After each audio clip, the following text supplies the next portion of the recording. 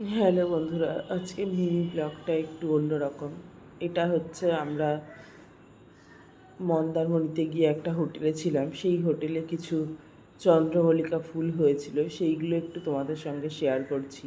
চন্দ্রমল্লিকা গাছগুলো মোটামুটি আগস্ট মাসে লাগাতে হয়। লাগালে তোমরা এরকম ঝাড় পাবে। আমিও আগের বারে করেছিলাম। এটা একটা অন্য গাছ, আমি নামটা ভুলে গেছি। আর এটা হচ্ছে আমার ছাদ বাগানের গোলাপ।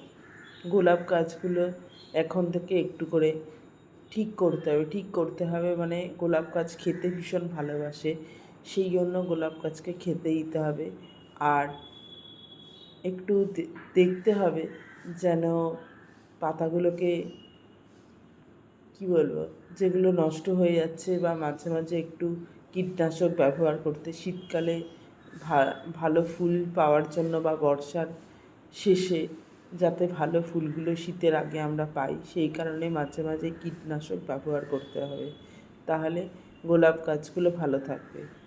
আর এই বর্ষার মধ্যে কোনো খাবারই গাছে দেওয়াটা ঠিক না।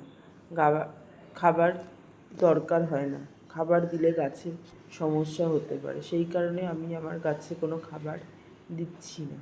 এটা হচ্ছে হলুদ রঙের জবা, কীরকম লাগলো একটু জানিও। আর এই গাছটা ডাল একটা ছিটে ফেলতে হবে, একটা ডাল শুকিয়ে গেছে। আর এটা হচ্ছে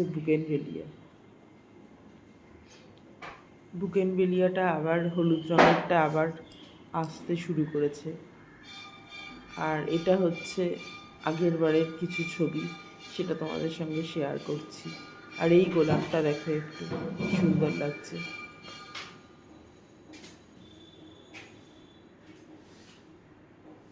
গোলাপ গাছগুলো, এটা হচ্ছে আমার ছাদ বাগানের আগের বারে ক্যাপসিকাম গাছ।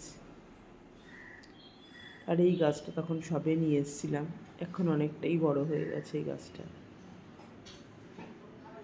আর এটা হচ্ছে একটা রানী কালারের গাছ, তার সঙ্গে আবার সাদা জবা করা আছে। এই গাছটা হচ্ছে একটা জবা, এই গাছটা অনেকটা বড় হয়ে গেছে এখন। আর এটা হচ্ছে আমার ছাদ বাগানের সবেদা গাছ। এই গাছগুলো একটু দেখো কীরকম লাগছে, এরকমভাবে সাজানো আছে আমার ছাদ বাগানে প্রত্যেকটা গাছ। এই গোলাপগুলো আগের বারে তোমাদের সঙ্গে একটু শেয়ার করলাম। আর পিটুনিয়া গাছগুলো এখনও লাগাইনি, আর একটু পরে লাগাবো। পুজোর আগে আগে ছোটো ছোটো চারা নিয়ে এসে টবে লাগাবো। কীরকম লাগছে ভিডিওটা একটু জানিও। এখানেই শেষ করলাম। সবাই খুব ভালো থেকো, সুস্থ থেকো।